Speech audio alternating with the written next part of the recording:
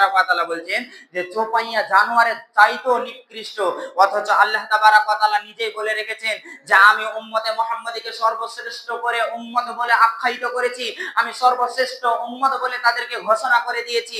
সেই আল্লাহ তাবারাক ওয়া তাআলা আবার বলছেন বালহুম আযাল, চোপাইয়া জানোয়ারের চাইতেও নিকৃষ্ট।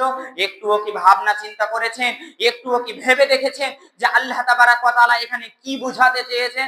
আল্লাহ তাবারাক ওয়া তাআলা কেন আমাকে আপনাকে চোপাইয়া জানোয়ারের সঙ্গে তুলনা করলো?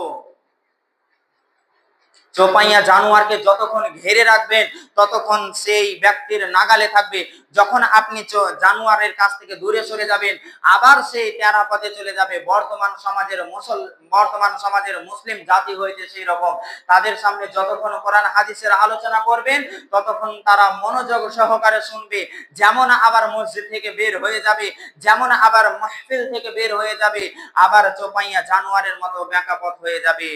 এদের কারণে আল্লাহ তাবারাক ওয়া তাআলা বলছেন ওয়ালাকাদ যারানা লিজাহান্নামা কাসীরাম মিনাল জিন্নি ওয়াল ইনস, এই যাদের মধ্যে এই সমস্ত গুণগুলো পাওয়া যাবে তারা এই জাহান্নামে নিক্ষেপ করবে। জাহান্নাম যাওয়ার কারণ বলছিলাম, জাহান্নাম যাওয়ার মূল কারণ আজ আমরা নিজেকে নিজে চিনতে পারছি না, যার কারণে আমাদেরকে জাহান্নামে যেতে হবে। যদি নিজেকে নিজে চিনতে পারতাম তাহলে কখনোই সেই জাহান্নামের দিকে এগিয়ে যেতাম না। আজ আমাকে আপনাকে কিসের কারণে আল্লাহ তাবারাক ওয়া তাআলা পৃথিবীর বুকে পাঠিয়েছেন? আল্লাহ তাবারাক ওয়া তাআলা তো আমাদের পরিবর্তে অন্য কোন জাতিকে নিয়ে আসতে পারত। যখন আল্লাহ তাবারাক ওয়া তাআলা মানব মণ্ডলীকে সৃষ্টি করার পরিকল্পনা করেছিলেন তখন ফেরেশতারা বলেছিলেন আমরা তো আপনার ইবাদত করি, আমরা তো আপনার সমস্ত ইবাদত বান্দেগী করি, তাহলে কেন আপনি পৃথিবীর বুকে মানব মণ্ডলীকে সৃষ্টি করবেন? আল্লাহ তাবারাক ওয়া তাআলা বলেছিলেন আমি যা জানি তোমরা জানো না।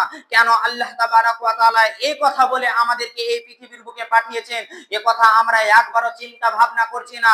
আজ আমরা আমরাকে চিনতে পারি না, যার কারণে আমরা জাহান্নামের দিকে এগিয়ে যাচ্ছি, যার কারণে আমরা দুনিয়ার মোহে পড়ে যাচ্ছি, যার কারণে দুনিয়ার ভালোবাসাতে পাগল হয়ে যাচ্ছি।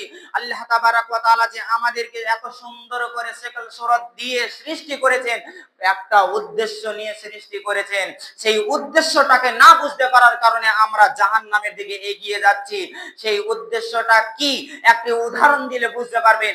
যেমনটা ধরেন যে এই মসজিদ আমরা তৈরি করেছি, পাড়াতে পাড়াতে গ্রাম্য অঞ্চলে বিভিন্ন মসজিদ তৈরি করেছি।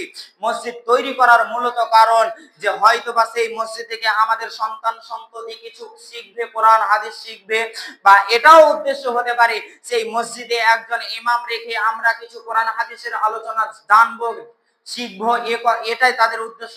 আল্লাহ তাবারাক ওয়া তাআলা সেই রূপ আমাদেরকে যে সৃষ্টি করেছেন কোন না কোন উদ্দেশ্য নিয়ে সৃষ্টি করেছেন, সেই উদ্দেশ্যটাকে না বুঝতে পেরে আজ আমরা দুনিয়ার মোহে পাগল হয়ে গিয়েছি। আল্লাহ তাবারাক ওয়া তাআলা সেই উদ্দেশ্যটাই কোরআনুল কারীমে তুলে ধরলেন। আল্লাহ তাবারাক ওয়া তাআলা বলেন ওয়া মা খালাকতুল জিন্না ওয়াল ইনসা ইল্লা লিয়াবুদুন। আল্লাহ তাবারাক ওয়া তাআলা জিন জাতি এবং মানব মণ্ডলীকে সৃষ্টি করেননি। প্রথমে আগে তিনি বলছেন ওয়া মা খালাকতুল জিন্না ওয়াল ইনস, আমি জিন জাতি এবং মানব মণ্ডলীকে সৃষ্টি এমনি এমনি করিনি, ইল্লা লিয়াবুদুন, যদি সৃষ্টি করেছি শুধুমাত্র আমার ইবাদত করার জন্য। আল্লাহ তাবারাক ওয়া তাআলা ইল্লা লিয়াবুদুন শব্দ ব্যবহার করেছেন, কঠোরতার সাথে বলছেন যে সৃষ্টি করেছি শুধুমাত্র আমার ইবাদত করার জন্য।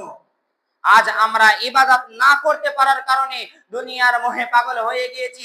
আজ আমরা ইবাদতটাকে বুঝতে পারিনি বলে আজ আমরা দুনিয়ার ভালোবাসাতে দুনিয়ার মোহে পড়ে দুনিয়ার ভালোবাসায় বিলাসিতায় পাগল হয়ে আজ আমরা জাহান রাস্তা ধরে নিয়েছি। ইবাদত বলতে সাধারণত বুঝায় নামাজ, রোজা, দান, খয়রাত, সাদকা, সমস্ত কিছুকে ইবাদত বলা হয়। ইবাদতের মধ্যে মূল ইবাদত যেটা মানুষকে পরিবর্তন করতে পারে সেই মূল ইবাদতটি হচ্ছে নামাজ। যতক্ষণ না আমরা নামাজের দিকে এগিয়ে আসবো ততক্ষণ নিজেকে পরিবর্তন করতে পারবো না।